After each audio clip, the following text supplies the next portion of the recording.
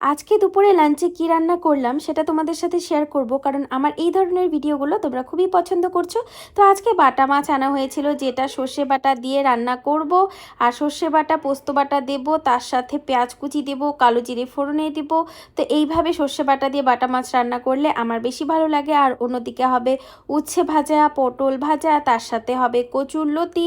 আর কচুরলতি কাটাটা কতটা ঝামেলা তোমরা তো জানোই। তো এত ঝামেলা করে কাটাকুটি সব চলছে, আর অন্যদিকে কিন্তু রান্নাটাও চলছে, আর এদিকে ভাজাভুজিগুলো নামিয়ে নেব।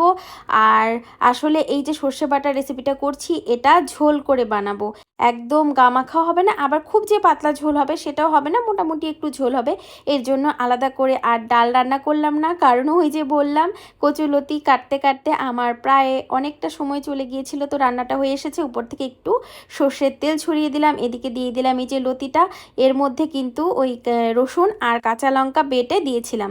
এখন বেশ অনেকক্ষণ ঢাকা চাপা দিয়ে নাড়াচাড়া করতে করতে আমার রান্নাটাও হয়ে গেল। তো দুপুরের মেনু এদিকে দেখো সাজিয়ে নিলাম। এই তো উচ্ছে ভাজা নিয়ে নিলাম, পটল ভাজা নিয়ে নিলাম, আর তার সাথেই তো লতি নিয়ে নিলাম।